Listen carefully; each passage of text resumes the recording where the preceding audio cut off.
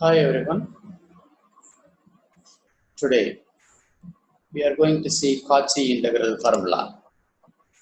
The statement of Cauchy integral formula is this: that f be analytic everywhere inside and on a simple closed to contour C, taken in the positive sense. If Z0 is any point interior to C, then the value of f at Z0 is equal to 1 by 2 pi I integral along C f of Z by Z minus Z0 with respect to Z. What is the use of this formula?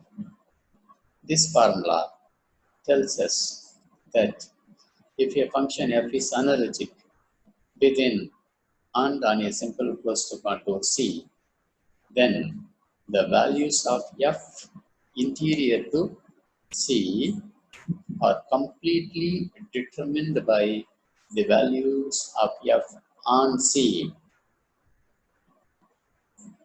We can use this formula to evaluate certain integrals along simple closed contours. So integral along C of f of z by z minus z0 with respect to z is equal to 2 pi I f of z0. Let us work out a simple problem before proving Cauchy integral formula theorem. Let C be the positively oriented circle modulus z equal to 2. Let us now find integral of the function z by 9 minus z square z plus I with respect to z over the given contour C. If we write f of z as z by 9 minus z square, this function is analytic within and on C. We know that analytic means at all points the function is defined and the function can be differentiated at all points, at all neighborhoods. Since the point minus I is interior to C, we get integral of z by 9 minus z square z plus I with respect to z is equal to integral of z by 9 minus z square. So this is f of z by z minus of minus I dz. According to our Cauchy integral formula, the answer is 2 pi I f of z0. So we get 2 pi I f of minus I. This is the function f of z. So put z equal to minus I in this function. We get 2 pi I minus I by 10. And therefore, answer for this integration is pi by 5. Let us now look at the proof of the theorem. Let C rho denote a positively oriented circle modulus of z minus z0 is equal to rho, where rho is small enough such that the contour 0 is interior to the given contour C. Note that the function f of z by z minus z0 is analytic between and on the contours C and 0. We have already learned the principle of deformation of paths. From that principle, we get the result that integral of f of z by z minus z0 with respect to z is equal to integral of f of z by z minus z0 with respect to z over 0. Let us now compute the value of these two integrals. Integral of f of z by z minus z0 with respect to z over c minus f of z0 integral of dz by z minus z0 over 0. Now, by the principle of deformation of paths, this integration over c can be written as integration over 0. And now, we can take the constant inside the integration, and since these two integrations are done over the same contour 0, these two integrations can be combined and therefore we can write the right hand side as integral along 0 of f of z minus f of z naught by z minus z naught with respect to the variable z. Let us now find integral of dz by z minus z naught over 0, that is this term. We are going to get the answer for this integral as 2 pi I. So now the given contour is 0 is equal to modulus of z minus z naught equal to rho. If we take the parametric representation, we get z minus z naught is equal to rho into e power I theta, where theta ranges from 0 to 2 pi. Let us now take differential on both sides. So d of z minus z naught, that is dz, that is equal to rho into e power I theta. Then the differential of I theta is I t theta. And therefore, now integration over 0 of dz by z minus z naught, that is equal to the parameter theta ranges from 0 to 2 pi. So integral from 0 to 2 pi for dz, we replace this value. For z minus z naught, we replace rho into e power I theta. So after cancelling rho e power I theta, we get integral of I d theta. So the answer is 2 pi I. And therefore, looking at equation 3, we get integral over c f of z dz by z minus z dot minus f of z.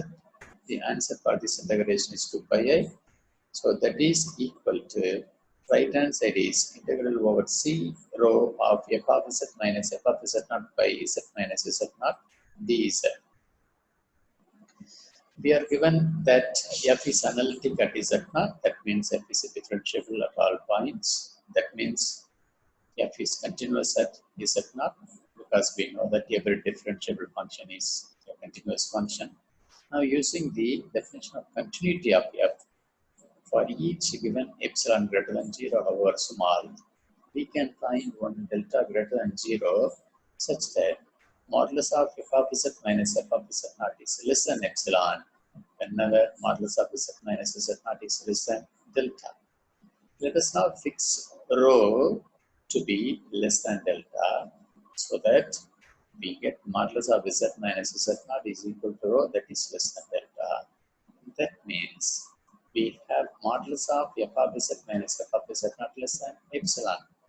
We know this formula, modulus of integral over 0 of f of z minus f of z naught by z minus z naught with respect to z is less than or equal to ml. And therefore, when we consider modulus of integral over 0 of f of z minus f of z naught by z minus z naught dz, we get the answer less than, we know modulus of this is less than epsilon, so epsilon by rho, then L, length of the circle is 2 pi radius, so we get 2 pi rho. So cancelling rho, we get 2 pi epsilon and take it as mu epsilon.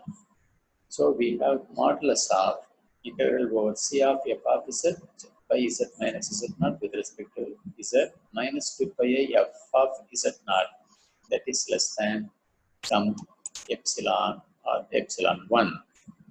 Since this is true for every epsilon greater than 0, this is also true for every 2 pi epsilon greater than 0, and therefore these two are equal. So we get the conclusion that integral over c of f of z by z minus z naught with respect to z is equal to 2 pi I f of z naught. This is called the famous Cauchy integral formula in complex analysis. Using mathematical induction, we can arrive at the nth derivative of f evaluated at the point z is equal to n factorial by 2 pi I integral over c of f of s by s minus z power n plus 1 with respect to s, where n takes the values from 1 to 3 up to infinity. If we take 0th derivative of f is equal to f and 0 factorial equal to 1, we can write n running from 0, 1, 2, 3 up to infinity. So for n from 0, 1, 2, 3 up to infinity, we have integral over c of f of z by z minus z naught power n plus 1 with respect to z is equal to taking n factorial by 2 pi I to the other side. We get the answer here as 2 pi I by n factorial nth derivative of f evaluated at the point say z naught. So z naught is the point lying interior to the given contour C. So the extension of Cauchy integral formula can be used to evaluate integrals of this type. So this formula is very much useful in evaluating certain integrals when f is analytic inside and on a simple closed contour C taken in the positive sense and z naught is any point interior to C.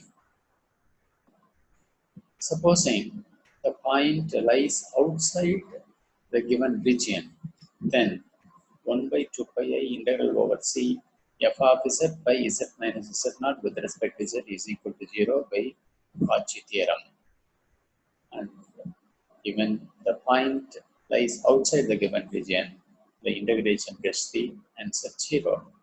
Let us now, using Cauchy integral formula and its extension, evaluate the integration of tan of z by 2 by z minus x naught the whole square with respect to z, where C stands for the positively oriented boundary of the square whose sides lie along the lines x equal to plus or minus 2 and y equal to plus or minus 2. So here x naught is a point lying between minus 2 and plus 2. Since the square is bounded by these lines x equal to plus or minus 2 and y equal to plus or minus 2, we see that x naught is a point lying interior to the given contour C. So using Cauchy integral formula and its extension, we can write integral over C of tan of z by 2 by z minus x the whole square dz is equal to 2 pi I f dash of z at z equal to x naught. And therefore, we get the answer 2 pi I. The derivative of f we have to calculate. After calculating the derivative of f, this is f, we have to get the derivative value at the point z equal to x naught. So differentiation of tan of z by 2, that will be 1 by 2 secant square z by 2.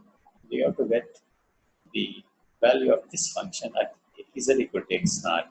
So after considering 2, we get the answer pi I secant square of x naught by 2. Let us work out one more very simple problem and we close our discussion today. Let us calculate integral of z by z minus 2 over c with respect to z, where c can be taken as modulus z equal to 1, the unit circle drawn around the origin in the xy plane.